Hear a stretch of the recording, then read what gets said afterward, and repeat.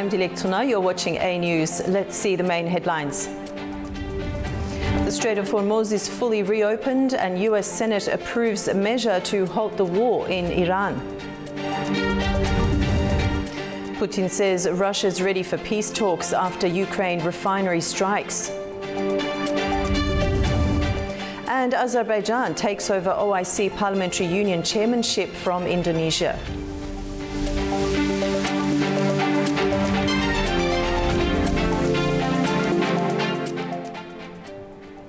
Just a week after the Islamabad memorandum, the Strait of Hormuz has fully reopened to global oil traffic, pulling crude prices down to a multi-month low. But the initial relief is already hitting a wall of defiance. While Washington claims total capitulation, Tehran's drawing a hard line over its ballistic missiles, leaving the 60-day peace roadmap on a knife edge. Shipping lanes are active, but geopolitical stakes remain high. Following last week's Islamabad memorandum, a wartime high 36 vessels transited the Strait of Hormuz in a single day, easing supply fears and pulling crude down to $70 a barrel. A new Washington-Tehran hotline secures the route, but the political terms are already fracturing. We just achieved a historic peace agreement with Iran to end the conflict in the Strait of Hormuz, and Iran will never have a nuclear weapon, and they've agreed to that. Now we're leaving Iran with no Navy, no Air Force, no anti-aircraft, no missile capability. Those claims of sweeping Iranian concessions were immediately rejected by Tehran. Iranian President Masoud Pezeshkian delivered a blunt reality check, warning that Iran's primary deterrent is not up for negotiation. Our missile program was not included in the MOU, and it shall not be included. If it was not for Iran's missile capabilities, our country would have been plundered and destroyed. We shall never compromise. As verbal hostilities escalate, US Secretary of State Marco Rubio is pitching the draft to skeptical Gulf allies.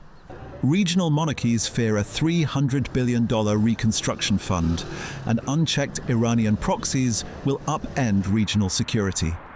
Navigation tolls add further friction, with Washington drawing a hard line against joint Iranian-Oman demands for transit fees. It's an international waterway.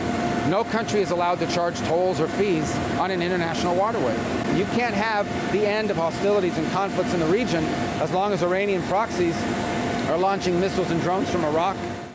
The diplomatic pressure comes as the White House faces a fierce political backlash at home. In a direct challenge to the administration's war strategy, the Republican-majority US Senate voted 50-48 to halt US military action against Iran, demanding transparent briefings on any secret side deals. But President Trump swiftly fired back. In a late-night post on Truth Social, Trump condemned the congressional directive as poorly timed and meaningless, accusing lawmakers of undermining Washington's negotiating position and giving comfort to Tehran. Iranian Parliament Speaker Mohammad Bakir Ghalibaf has addressed the Parliamentary Union of the OIC member states in Baku, saying Middle East security should be decided by countries of the region, not outside powers. Speaking in Baku, Ghalibaf said Iran continues to favour what he called logic over force and resistance over surrender after the recent conflict. He said the Islamabad Memorandum of Understanding was not the result of pressure, but of what he described as Iran's strength and resilience. Ghalibaf also said a ceasefire and an end to the war in Lebanon were as important as ending the war for Iran.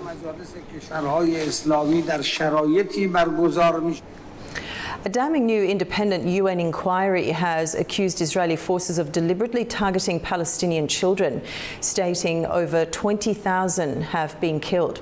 Israel's mission in Geneva swiftly dismissed the report as a libelous sham, asserting it ignores the brutal tactics of Hamas.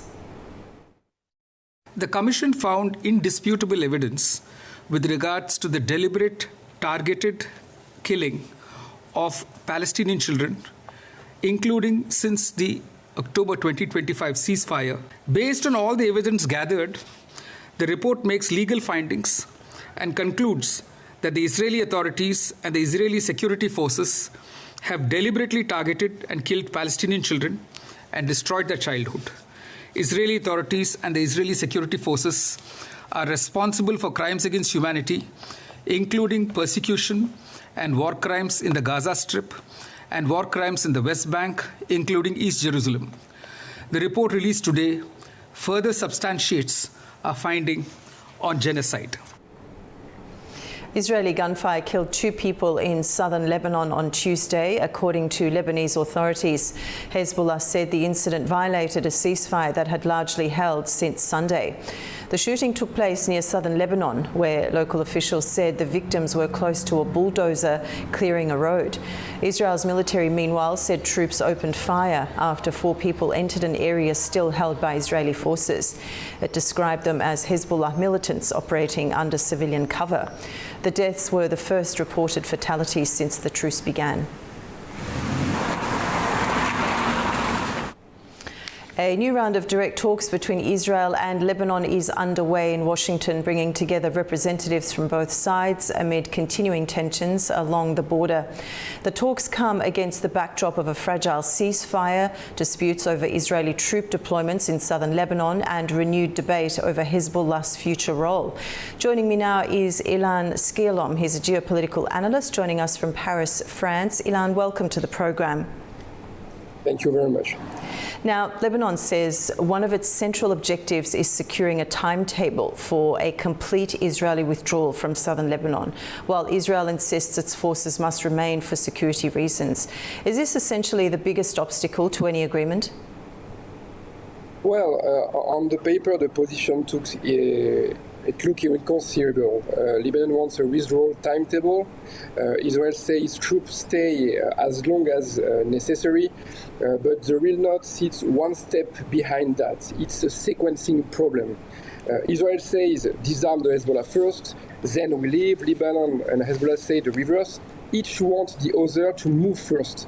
And the actor who can actually spoil any agreement isn't even in the room. I mean Hezbollah.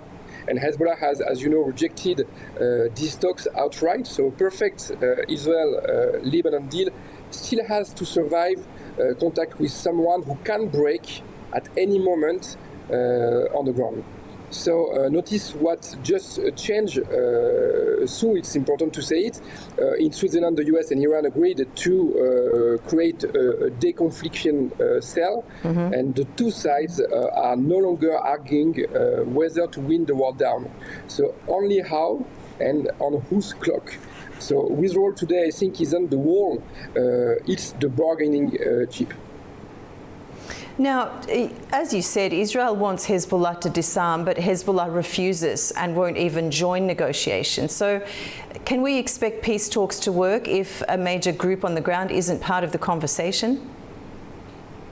Well, today the Lebanese state isn't negotiating with Hezbollah.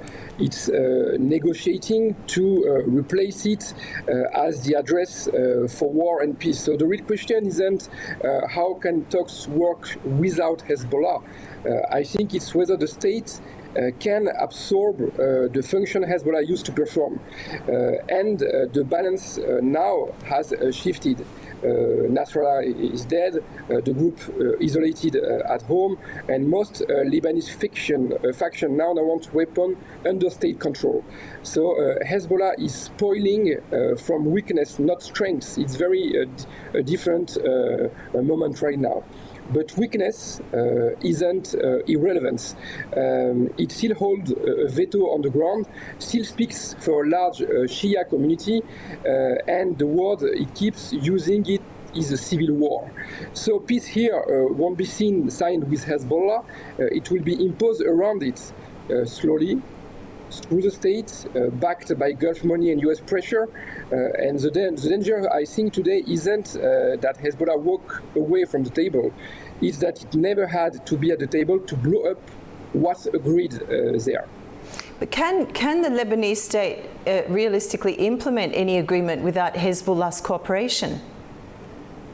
It's a very tough question, but let's be clear. The state is bankrupt. The army now runs on foreign life support, over $230 million from Washington this year, more pledged from Paris and the Gulf, now explicitly conditioned on disarmament progress.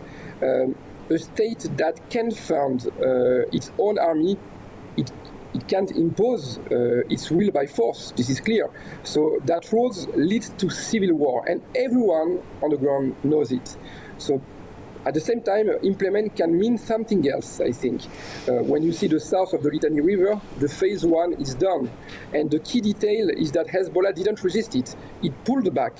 So the army, the Lebanese army, took control without a shot fired between them, not surrender. Tacit coordination. So the realistic path isn't cooperation. Hezbollah won't sign anything. It's acquiescence. The state advance where Hezbollah agreed to retreat and stalls where it refuses. So my line now is that the state can implement a deal exactly to the degree Hezbollah choose not to resist it. The variable, I think, isn't the Lebanese army strength, it's Hezbollah calculation. Now, Ilan, several previous rounds of talks have failed to produce a durable ceasefire. What makes this round different, if at all? As you said, before this round, we already have 4 rounds. And for 4 rounds, the bet was that Lebanon alone could deliver Hezbollah. And that bet kept failing. What changed in the last 10 days is the arrival of a second track. As you know, the US-Iran MOU now folds Lebanon into the biggest bargain with a deconfliction cell. The division of labor tell the story. I mean, Washington talks to Israel, Tehran talks to Hezbollah, and Beirut sits in between. So for the first time, the actor who actually control Hezbollah trigger, I mean Iran, has a reason to pull it back. Sanctions relief, frozen assets, oil exports, and Lebanon is the price. So the resistance is louder than ever. Israeli ambassador called the talks a train wreck. Netanyahu reportedly bypassed him to send Ron Dermer to fight the new mechanism. So what's new isn't goodwill. It's that the war has been wired into a larger circuit, which give it a chance that the earlier rounds never had. And a new way to fail, because now it depends on a nuclear file that could collapse on its own. Now, these negotiations are taking place in the shadow of the recent US-Iran understanding, as you've touched on. Has that broader diplomatic track strengthened or weakened Lebanon's negotiating position? Now it's also a question of timeline. Short term, it strengthened Beirut. The MOU makes ending the war in Lebanon a condition of the whole US-Iran deal. A small bankrupt state, as I said, suddenly sits on a file with great powers that needs urgently to close. Michel Aoun is using it. He said earlier this week, we negotiate for ourselves. But the same linkage that elevates Lebanon threatens to dispossess it. If Lebanon's fate is decided inside the US-Iran bargain, the real negotiation happens in a room where Beirut isn't the main party. And I think this is the main problem. Iran is actually angry Lebanon negotiated directly with Israel. It saw that as stealing its bargaining chip. So what I think now is that the MOU between Iran and the US turned Lebanon from a problem into a pawn, and a pawn is worth more than a problem. But it's still moved by other hands. And Beirut's real fight now is to stay the subject of these talks, not their object. Now, Ilan, you mentioned this deconfliction cell. They've proposed mechanisms such as the deconfliction cell to help prevent renewed clashes. Could that become a meaningful confidence-building measure? It's a real question. We've seen this film already. A cell already exists. It has been set up in November 2024 with Israel, Lebanon, the US, France, and the UN. and it failed. So the question isn't whether to build one, it's why the last one didn't work. One genuine difference maybe between the previous one and this one is that the old cell talked about Hezbollah. The new one bring it into the conversation via Iran, a channel that can say that drone wasn't sanctioned, stand down. This is a real de-escalation tool. That's what confidence building actually means. Not trust, but a phone line that stops an accident from becoming a war. And the same design that make it effective could at the same time make it explosive. It reportedly excludes Israel, it brings in Iran, and narrows Israel's strike latitude from emerging to only imminent threats. A shield to one side, if I can say, and a cage to the other. So the asymmetry, that asymmetry is the flow built in a burst. Ilan, thank you so much for joining us on the program. It was a pleasure talking to you. Thank you very much. And now to the war in Ukraine, where fresh drone attacks and strikes are adding to tensions on the battlefield. President Vladimir Putin says Moscow remains ready for peace talks while accusing Kyiv of targeting infrastructure, as Ukraine reports new attacks on Russian military-related facilities and supply routes. Russian President Vladimir Putin said on Tuesday that Moscow is still ready for peace talks with Ukraine, but said any deal must reflect previous negotiations and the current battlefield situation. Speaking at a government meeting, Putin said future talks should be based on discussions held in Istanbul in 2022 and agreements reached during his meeting with US President Donald Trump in Anchorage in 2025. Putin also called for stronger measures to deal with Ukrainian attacks on civilian infrastructure, accusing Kyiv of targeting energy facilities and tourism as Russian forces continue to advance. We know and see that the Kyiv regime, with its positions on the front line deteriorating rapidly as it is losing one territory after another and our soldiers are capturing one settlement after another, has adopted the tactics of hitting our civilian facilities and infrastructure. They're trying to create problems with energy supplies and affect the tourist season. Ukrainian President Volodymyr Zelensky responded by praising Ukraine's military units involved in recent operations against Russian targets. He said continued pressure on Moscow is showing results and pushing more Russians to question the war. The majority in Russia is already complaining to Putin that his war has no end in sight. All the current difficulties for the Russians should bring them closer to the idea that this is their war, and it is not just a stone from the sky, and that their war must end. Meanwhile, Ukraine says its forces carried out new drone strikes overnight, targeting a major power facility in Russian-held Crimea. Kyiv said drones hit the main substation at the Sevastopol power plant and that the operation targeted military-related sites in Russia and occupied Ukrainian territories.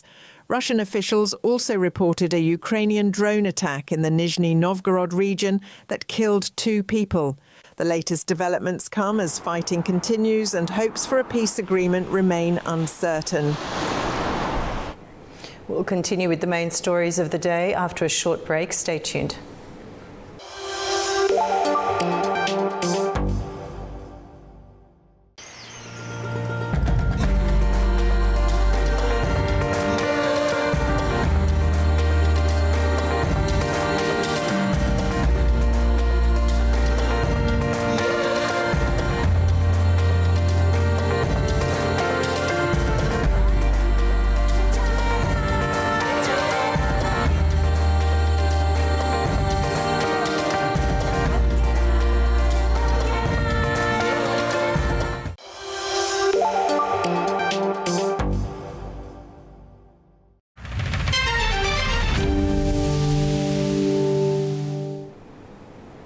Welcome back to A News. Europe is facing a dangerous heat wave with record temperatures, rising health risks and growing disruption across several countries. It coincides with Climate Action Week in the UK, where UN Chief Antonio Guterres said that London isn't just cooling, it's cooking. Our correspondent has more.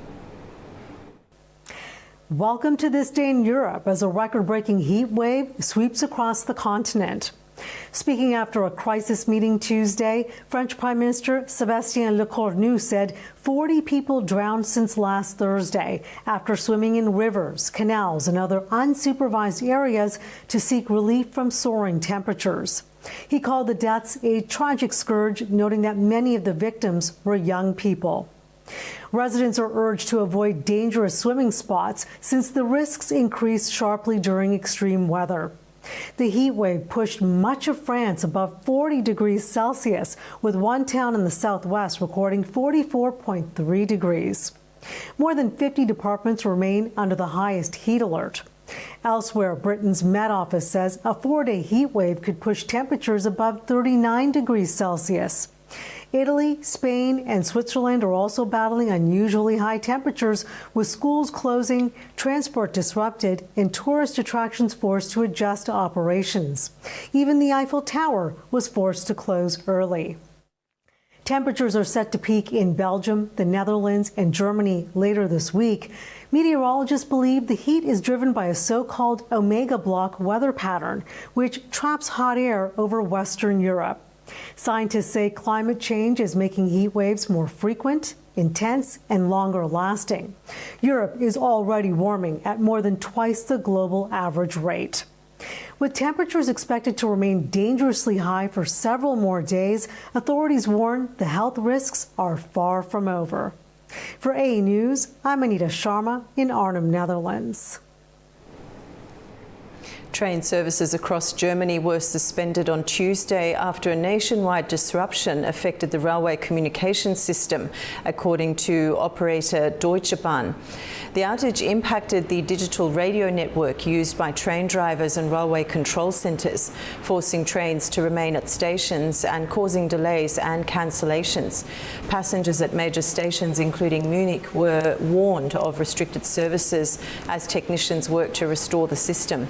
Deutsche Bahn said its teams were working to resolve the issue, but gave no further detail on the cause of the disruption. The diplomatic fallout from Washington is hitting Europe following a personal row with President Trump over a G7 photo. Italian Prime Minister Giorgia Meloni is now moving to de-escalate, calling for normalized ties with Washington. I do not intend to keep fueling this dispute. I believe that our bilateral work with the United States must return to normal. Clearly, I believe that Minister Tajani was right, in the immediate term, to cancel his visit to Washington to send a signal. But once the message has got through, there is no need to take it any further. I'm reading a lot of speculation about what Italian foreign policy will be now. It will be the same as it has been for the last 80 years. I mean, I'm not changing my mind about how important it is to maintain a strong relationship between the United States and Europe. Frankly, I don't see any commercial repercussions. An Afghan Taliban delegation has held talks with European Union officials in Brussels for the first time since the group returned to power in Afghanistan. The meeting has sparked criticism from rights groups, but the EU says the discussions are aimed at handling the return of failed Afghan asylum seekers from Europe. Our correspondent in Kabul has more. A Taliban delegation led by Foreign Ministry spokesperson Abdul Kahar Balkhi travelled to Brussels at the invitation of the European Union. It was the first such meeting between Taliban representatives and EU officials in Brussels since the group took control of Afghanistan nearly 5 years ago. The meeting was held behind closed doors. The EU has not recognized the Taliban government, but says limited talks are needed to arrange the return of Afghans who have no legal right to stay in Europe. The Afghan Foreign Ministry said the talks covered wider issues, including consular services, confidence-building measures, and problems facing rejected Afghan asylum seekers in Europe. The visit has been strongly criticized by rights groups and some European politicians who say it could legitimize the Taliban and put Afghans at risk. Belgium issued the Afghan delegation a one-day visa restricting its presence to Belgian territory only. The Taliban delegation says it hopes the visit will open the door to further engagement based on mutual respect and shared interests. Tamim Bahis in Kabul, A News. European Commission President Ursula von der Leyen is set to visit Azerbaijan on the 1st of July before travelling to Armenia for talks with Prime Minister Nikol Pashinyan. The visit to Yerevan comes as the EU increases political and financial support for Armenia amid worsening relations between Moscow and Yerevan. EU officials say the trip is expected to send a message of support for Armenia as the country faces pressure over its future direction. The visit comes as Armenia weighs closer ties with the EU while remaining part of the Russia-led Eurasian Economic Union. More than 400 delegates have gathered in Baku for the 20th session of the Parliamentary Union of OIC member states. Alongside discussions on economic cooperation and development, regional issues including Iran-US relations have featured prominently.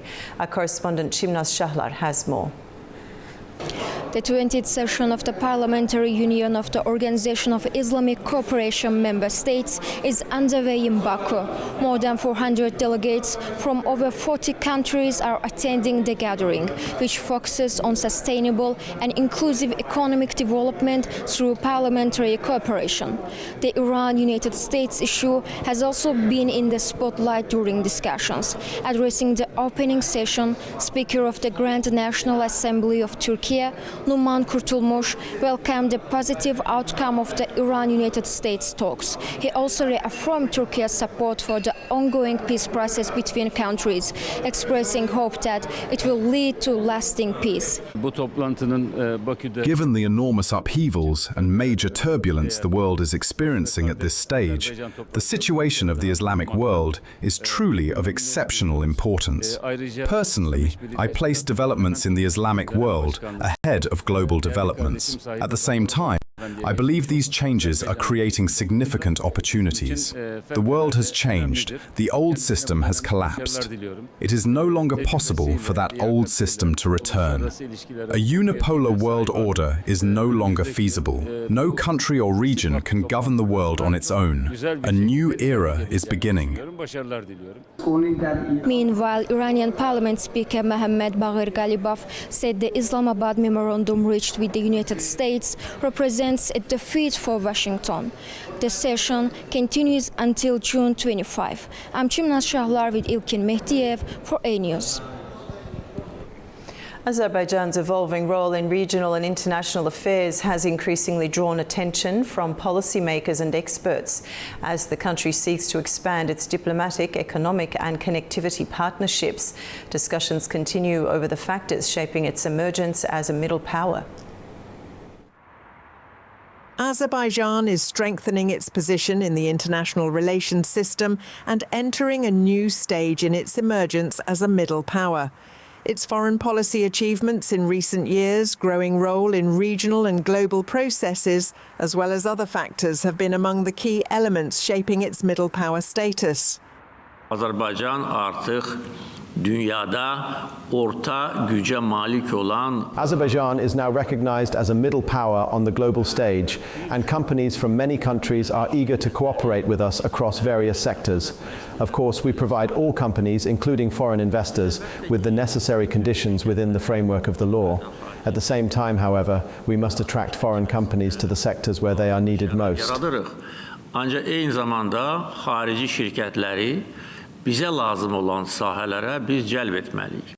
Following the full restoration of its territorial integrity and sovereignty, Azerbaijan has taken on a more active role in regional and international affairs. The country's growing profile as a middle power was the focus of discussions at the Azerbaijan as a Middle Power Conference, organised by the Centre of Analysis of International Relations. The challenges for Azerbaijan now has, I think, twofold. One is external challenges. It's the effect of the wars which we have on the perimeter of the South Caucasus. Russian-Ukrainian war, American-Iranian conflict, how it will be resolved, what will be the shape of the Middle East what will be the shape of the Eastern Europe, and because that affects the economic well-being of our region. Though we might get, maybe it sounds a bit cynical, but we can get the benefits of this situation because now the traffic is increasingly going through the Caspian Sea.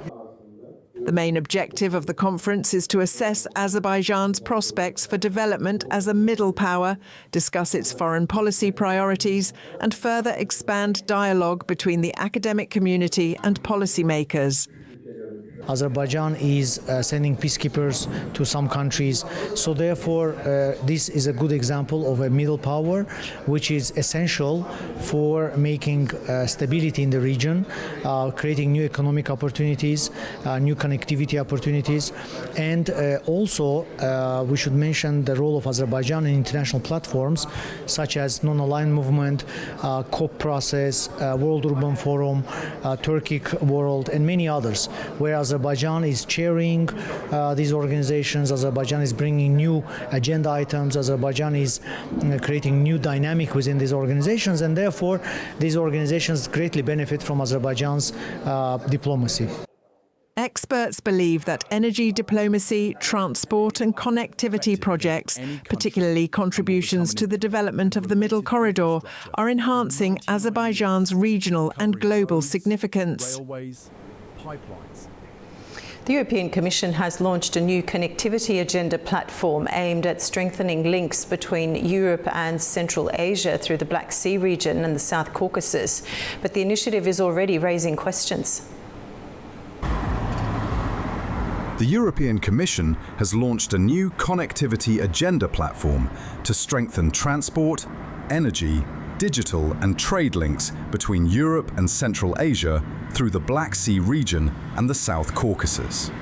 The EU says the platform will coordinate investment and policy across those sectors, with strengthening the Trans-Caspian Transport Corridor, also known as the Middle Corridor, named as one of its key priorities. The initiative is tied to agreements with international financial institutions and is expected to help mobilize up to €2 billion in strategic investment. Participants included the EU, Armenia, several Central Asian states, Turkey, Ukraine, G7 members, and international financial institutions. But one absence stands out. Azerbaijan was not listed among them. That raises a fundamental question. How can a platform focused on South Caucasus connectivity move forward without one of the region's most important transit countries? The Middle Corridor links Central Asia to Europe through the Caspian Sea, the South Caucasus, and Turkey. In practical terms, its current regional backbone runs through Azerbaijan and Georgia. European Commissioner Marta Koss said trade along the route could increase fivefold over the next 15 years if infrastructure gaps are closed and projects are better coordinated. Armenia has increasingly been discussed in European connectivity planning as a potential link in future regional transport networks. Yet its practical role remains tied to progress in the Azerbaijan-Armenia peace process and possible Turkish-Armenian normalization. That makes the EU's approach both politically and strategically significant. Can Armenia realistically function as a standalone bridge between Central Asia and Europe without Azerbaijan? Geography, infrastructure, and existing transport realities make that question unavoidable. For now, Azerbaijan's absence remains the key question in a platform whose practical success is closely tied to the Middle Corridor. The European Commission launched a connectivity agenda platform and concluded a number of agreements with international financial institutions aimed at mobilizing €2 billion in strategic investment for the development of transport and communication links across the Black Sea and South Caucasus regions. Participants included representatives of the EU, Armenia, Kazakhstan, Kyrgyzstan, Moldova, Tajikistan, Turkmenistan, Turkey, Ukraine, and Uzbekistan. Uzbekistan alongside members of the G7 and a number of international financial institutions. Joining me now to discuss further is Almira Talibzadeh, PhD in political science and political analyst from Baku, Azerbaijan. Almira, welcome to the program today. Good afternoon. Thank you. Thank you for having me. Now, what's striking here, you heard me go through the countries there in the intro. What's striking is that Azerbaijan, widely understood as the indispensable physical bridge of the Middle Corridor and a central component of the region's connectivity architecture, wasn't present. Why? Thank you for the question. It first of all comes at a time when geopolitical competition over trade routes, energy corridors and supply chains had intensified significantly. But as you correctly mentioned, this brings us to an important question. Why does Azerbaijan's absence from a platform raise so many questions?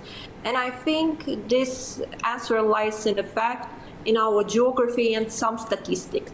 Because over the past several years, the European Union has consistently promoted the development of the Middle Corridor of the international transport route and one of the most important links between Europe and Asia.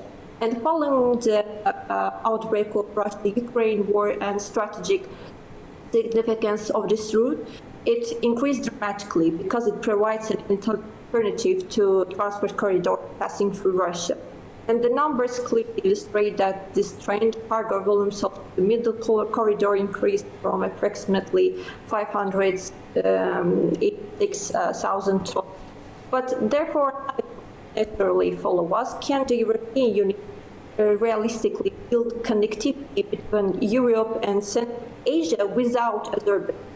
From a practical perspective, this will be extremely difficult for them because Azerbaijan occupies a central position in this existing transport architecture, and the country hosts the port of Baku, the Alat Free Economic Zone, and the major railway infrastructure, and Baku Tbilisi cars in the Caspian region with Turkey, with the Europe, and more importantly, Azerbaijan serves as one of the primary bridges that linking Central Asia basin with the South Caucasus and European Union, of course.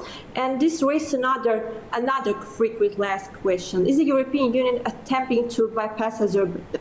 At this stage, the answer appears to be more political than economic, because relations between Baku and several European institutions has experienced tension since the 2022-2023. At the same time, Brussels has significantly increased political, economic engagement with Armenia, as you correctly mentioned. And as a result, Azerbaijan's absence from the platform may be interpreted as a political signal to us. And however, the political messaging and transport realities in our region, those Caucasus, are not always the same. While political preferences may change in Europe, our geography remains constant. Now, the EU's Special Representative for the South Caucasus, Magdalena Grono, is expected to be in Azerbaijan soon to hold meetings with Azerbaijani officials in Baku on the 25th and 26th of June. If Azerbaijan occupies such a central position within the Middle Corridor, as it does, and you outlined that as well, and the wider connectivity framework linking Europe, the South Caucasus and Central Asia, why was it not represented within this platform? After this visit, I think one major area of focus will be on our energy connectivity, because the Black Sea submarine cable project signed by Azerbaijan, Romania, and if I'm not mistaken, in 2022 is expected to become the most ambitious infrastructure projects. And this future visit, in my opinion, will be about infrastructure projects connecting South Caucasus with Europe, because stretching approximately 1,200 kilometers across the Black Sea, the project is designed to facilitate exports and particularly renewable energy generated in Azerbaijan, in potentially Central Asia to European. I think it's more about the digital connectivity, because it's also another growing priority for the European Union from their expectation of a new fiber optic across the Black Sea is expected to improve communication, to integrating digital resilience. But I think they expect more from Central Asia, not from the Caspian Basin countries, not from the Armenia, of course. Because for many Central Asian countries, the connectivity platform may ultimately be more important than it is in those Caucasus here. So countries such as Kazakhstan, Uzbekistan, Turkmenistan, they are actively kind of excessive dependent on traditional transit networks. And the European Union views these countries as increasingly important partners within its borders global gateways. So from their perspective, Central Asia countries are more important, and connectivity is not simply about transportation. When it comes to Central Asia, it's more about logistics, it's more about economy. When it comes to South Caucasus, especially to Azerbaijan, it comes to policy also. But in conclusion, I want to say that Azerbaijan's absence from the initial meeting of the European Union Connectivity Agenda platform would not necessarily be interpreted as a reflection of its declining importance, because the fundamental geography of Eurasian connectivity remains unchanged, as I said before. So the Middle Corridor, the Black projects, and much of this emerging Europe, Central Asia transport architecture continue to rely heavily on Azerbaijan's strategic location, geography, and our transit capabilities. So therefore, the central question moving forward is not whether connectivity can be built without Azerbaijan, in my opinion, rather how quickly Brussels and Baku can return to a more pragmatic and mutually beneficial framework of cooperation that reflects the realities of our geography, economics, and regional independence.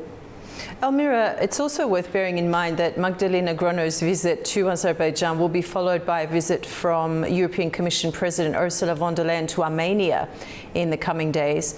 According to current expectations and reporting, that is, Armenia is increasingly being described in certain European discussions as a potential hub connecting Central Asia with Europe. But can Armenia realistically function as a standalone hub without Azerbaijan?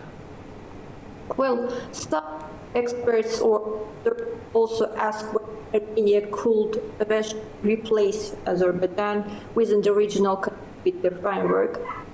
Yes, objectively speaking, Armenia can become an important complementary route, but not a sub-institute for Azerbaijan, and cannot replace Azerbaijan, of course, because Armenia does not have access to the Caspian Sea.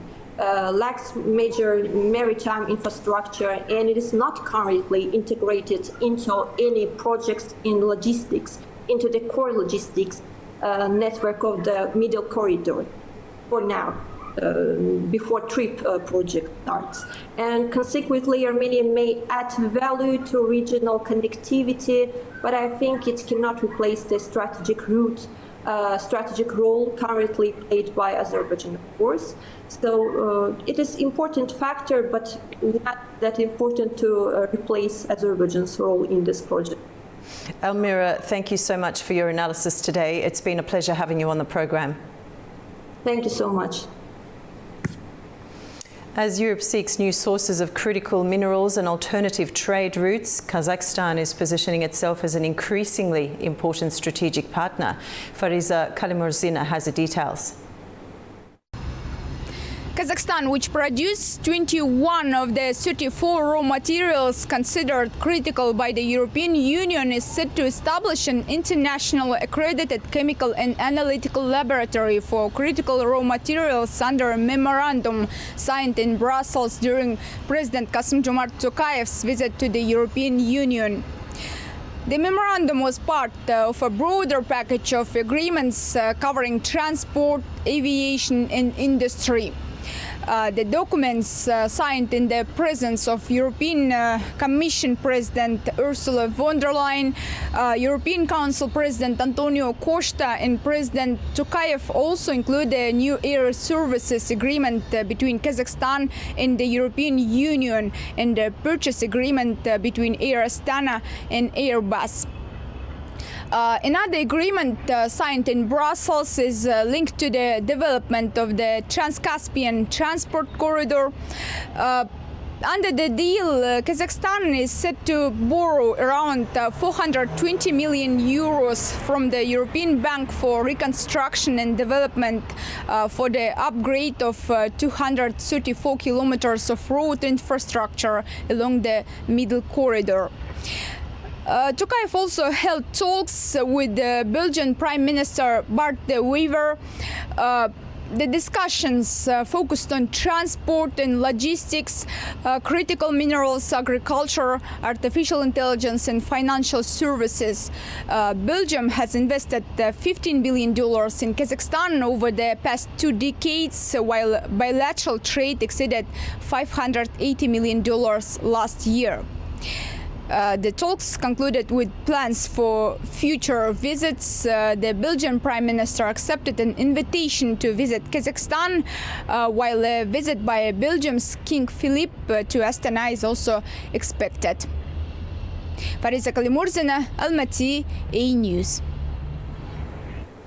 Chinese e-commerce and cloud computing giant Alibaba Group has filed a lawsuit against the US Department of Defense. It follows a move by the Pentagon to add the company to a blacklist under the designation of a Chinese military company. Mahnur Maktoum has more from Beijing. Alibaba has launched legal action in a US federal court, seeking to overturn Pentagon's decision to add it to the Section 1268 blacklist. The lawsuit follows the Defense Department's sweeping expansion of its list, which included roughly 100 companies, including Baidu, car maker BYD, and the chip maker Changshan Memory Technologies, among many others. In its filing, Alibaba argues that the designation violates its constitutional due process and free speech rights, saying Washington offered no substantial evidence to justify the listing.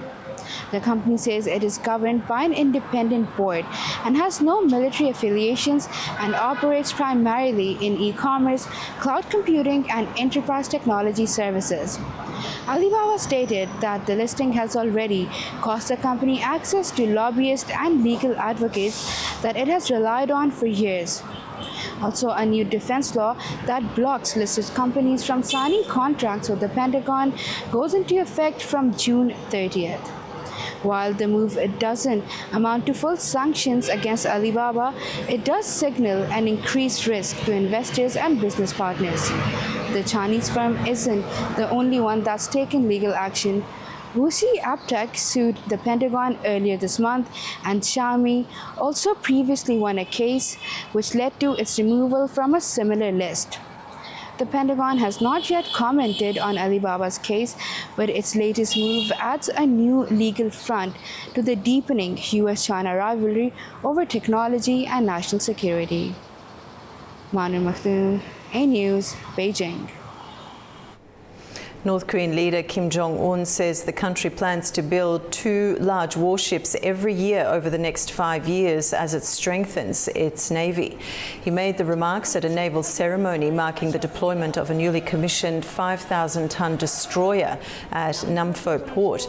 Kim also said another destroyer and larger strategic warships are planned. He added that North Korea's navy is advancing its nuclear capabilities and called for the development of modern naval bases. 김정은 동지께서는 Now, 2 worlds have collided in the name of sport. A science museum in Canada is attracting World Cup fans to experience the world of science and sport. The FIFA Museum, located in Vancouver, has drawn hundreds of fans to view the behind-the-scenes look at the game's evolution, as organisers aim to accelerate football's growth in Canada. Long regarded as an ice hockey mad nation, visitors can explore 5 themed zones: broadcasting and media, intelligent data, refereeing and fair play, staging the game, and innovation lab, each illustrating the role of technology in modern football or soccer for our North American fans. The exhibit is made out of five main areas: broadcasting and media, intelligent data, refereeing and fair play, and staging the game. So it talks about all of the ecosystem that surrounds and the technology that helps the game be presented and be refereed in different aspects of it. This was phenomenal. I wasn't sure what to expect, but to see the combination of the actual real-life soccer with the technology is fascinating. I'm a bit of a soccer geek anyways, and this is particularly fascinating to see all the behind-the-scenes innovation that's gone on. You don't appreciate or realize until it's presented to you in this fashion, so it's been a wonderful experience. Now to the World Cup overnight, and Portugal produced the standout result with a dominant 5-0 victory over Uzbekistan, while Croatia edged Panama 1-0 and England were held to a goalless draw by Ghana. Today, attention turns to key group stage clashes, including Canada versus Switzerland, Brazil versus Scotland, and Mexico versus Czechia, as teams continue their push for the knockout rounds. Let's take a look now at the recent results. Again, Portugal 5-0, Portugal 5, Uzbekistan 0 rather. Group K, England 0, Ghana 0 in Group L, Panama 0, Croatia 1 in Group L, and Colombia 1, Congo Democratic 0 in Group K. After the break, we'll continue with the main stories shaping the region. Stay with us. Looking back on the past is important to learn from experience. It is like a chronicle, page by page. War, Auschwitz, love, humor. What was the atmosphere like in your home? Perhaps even a particular smell that you associated with? The smell of the theater. Soviet Union had many shortcomings, and the world we live in today gives us little reason for optimism.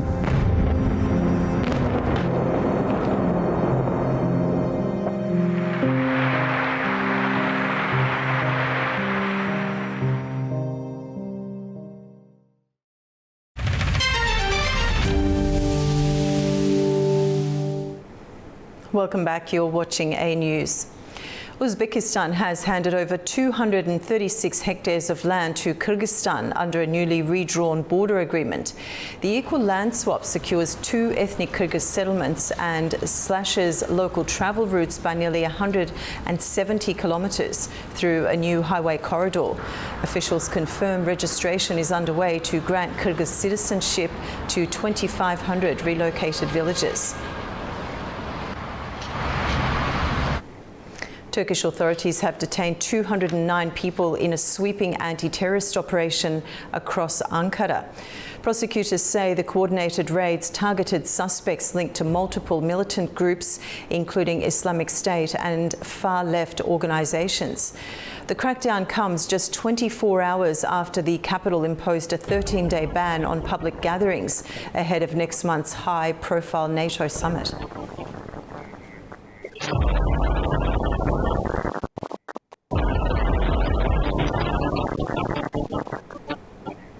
Farmers in northeastern Syria are battling spreading wildfires that have damaged wheat fields and threatened nearby areas as temperatures rise. Residents in the Kamishli countryside used water hoses and clothing to try to contain the flames, but said the fires were too strong and continued moving toward populated areas. Farmers said hundreds of hectares of crops have been destroyed, leaving many families without the harvest they worked on throughout the year. The fires come as Syria expects a stronger wheat harvest this year, with officials projecting production to rise significantly compared with last year.